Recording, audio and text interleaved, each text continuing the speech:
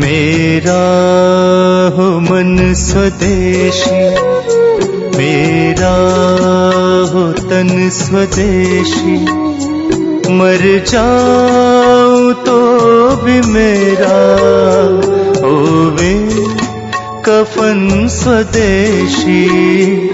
और इसके आगे का एक नियम कि सुबह का खाना 9:30-10 बजे तक, क्योंकि उस समय जठर अग्नि सबसे ज्यादा तीव्र है, और शाम का खाना 5-6 बजे तक। ये मैंने आपके हिसाब से कैलकुलेशन किया। भागवत जी ने कहा इसमें जलवायु का, मौसम का ध्यान रखना है। तो आपके हिसाब से, माने आप चेन्नई में हैं तो 9, 9:30, 10 बजे तक भरपेट खाना खाएं, शाम को 5-6 बजे तक भरपेट खाएं।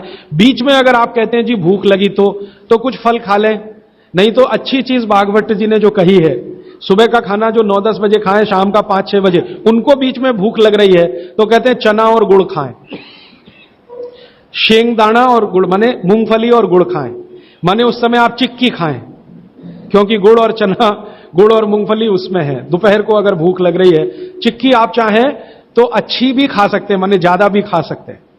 बस एक ही तकलीफ ध्यान में रखें कि जब चिक्की और गुड़ ज्यादा हो जाए तो थोड़ी सोंठ चाट लें या थोड़ी सोंठ खा लें, तो उसका जो तासीर है वो तुरंत बदल जाता है। नहीं तो ज्यादा चिक्की खा ली तो नाक में से खून आ सकता है। तो नाक से खून ना आए, थोड़ी सोंठ या अदरक, सोंठ इस्तेमाल करते हैं तो सोंठ, नहीं तो अदरक उसके साथ ले। फिर आगे भागवत जी कहते हैं कि आपके भोजन का आपके जो वातावरण से बहुत रिश्ता है। आप जिस वातावरण में रह रहे हैं उसका ध्यान हमेशा रखें। अब मान लीजिए आप मद्रास में रह रहे हैं, तो मद्रास के आसपास का जो वातावरण है ये गर्म है। गर्म वातावरण में गेहूं नहीं हो सकता, गेहूं को होने के लिए ठंड चाहिए। तो निश्चित रूप से चेन्नई के आसपास किसी खेत में गेहूं अच्छा होगा नहीं। कोशिश करेंगे तो तब अच्छा होगा जब ठंड बढ़ जाए, क्योंकि गेहूं ठंड की फसल है, गर्मी की नहीं। गर्मी की फसल जो है वो चावल है, धान है, चावल है, बाजरा बहुत गर्मी की फसल है।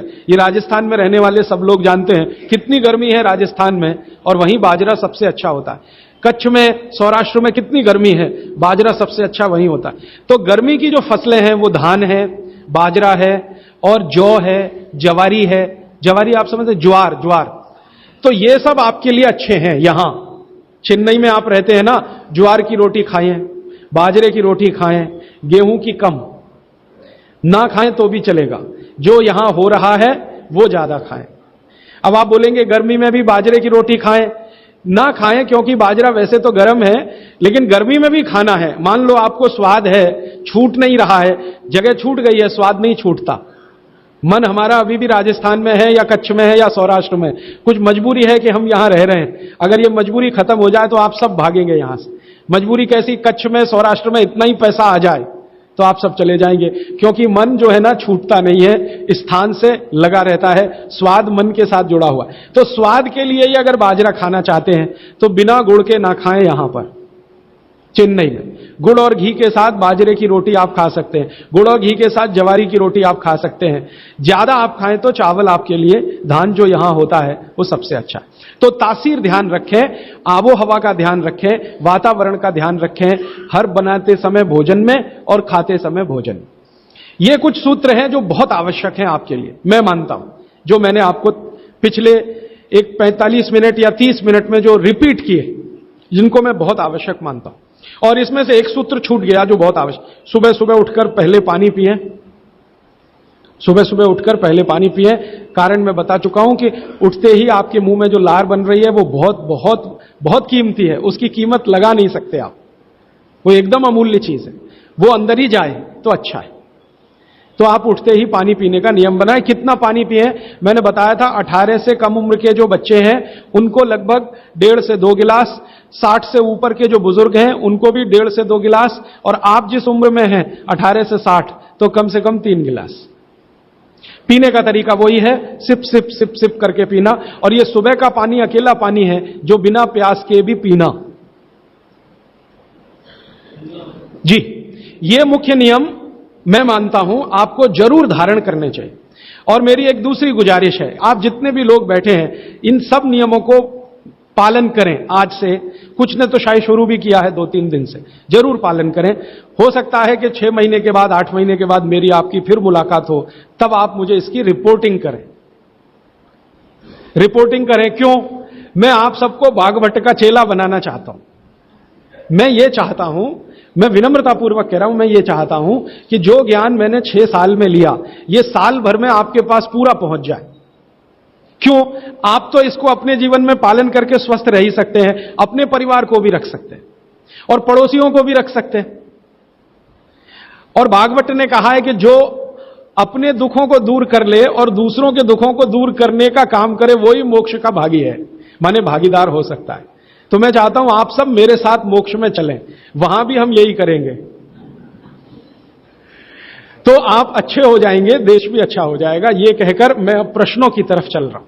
प्रश्न मेरे पास भरपूर आ चुके हैं। मैं कोशिश ये करूंगा कि जो प्रश्न एक बार उत्तर आ गया उसको दोबारा नहीं दूंगा। हो सकता है किसी व्यक्ति ने वो प्रश्न रिपीट किया।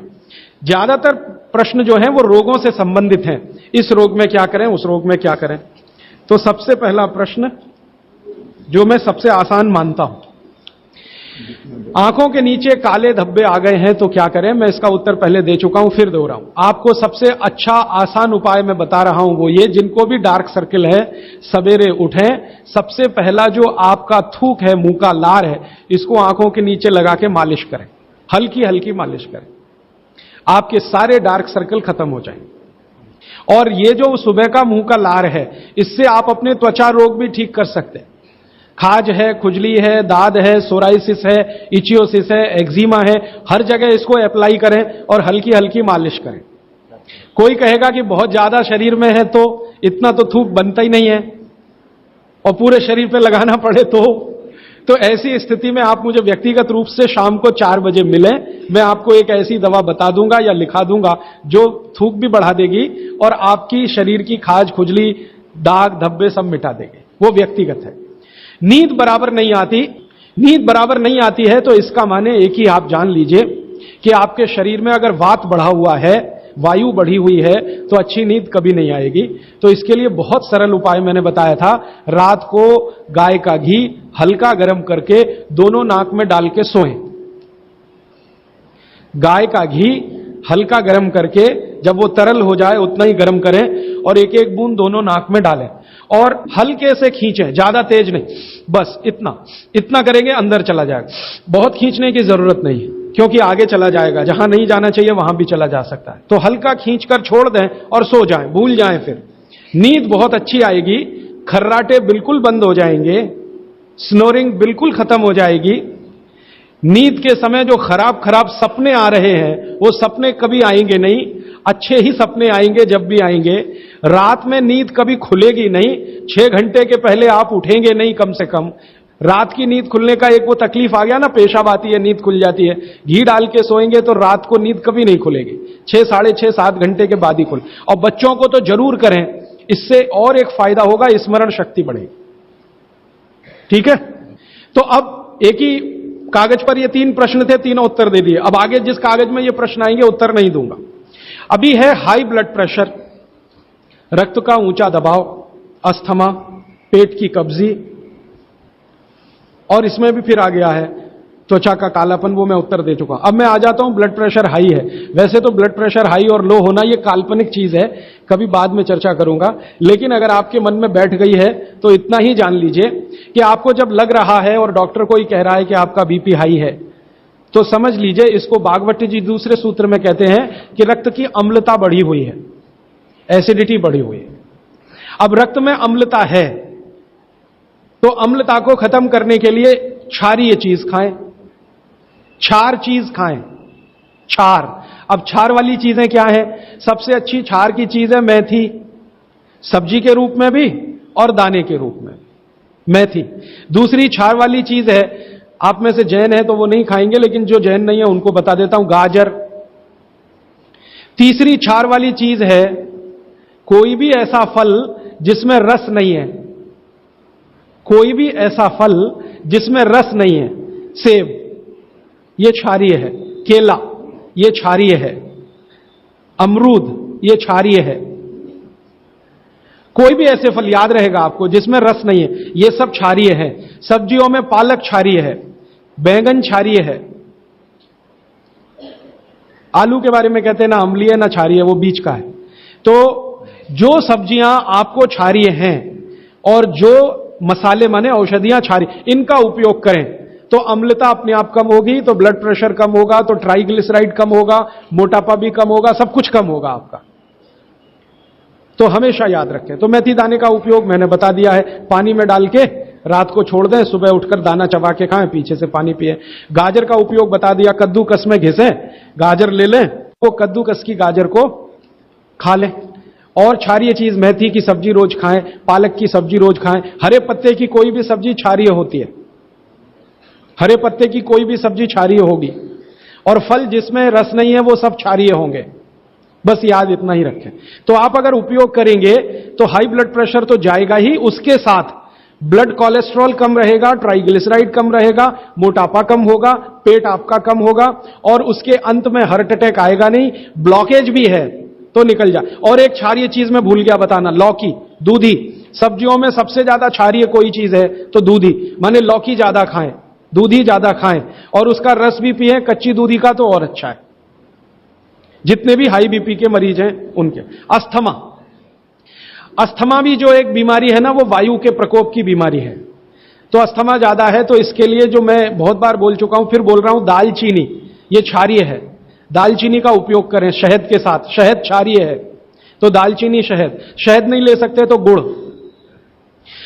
ये जो नारियल होता है ना, नारियल, मैंने आपको थोड़ी देर पहले एक बात कही है और मुझे याद आ गई, तो मैंने आपसे कहा जो भी फल में रस नहीं है वो क्षारीय है, और जो भी फल में रस है वो अम्लीय है। लेकिन ये नारियल अद्भुत फल है जो क्षारीय है रस होते हुए भी, तो ये क्षारीय है। अब ये क्यों है, ये बाद का विषय।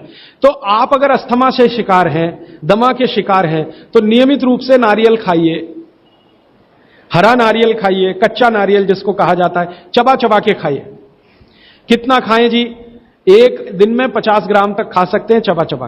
तो दालचीनी और गुड़ लिया और नारियल चबा के खाया, 3 महीने के बाद आपका अस्थमा जड़ से खत्म होगा। वो 40 साल पुराना हो तो भी।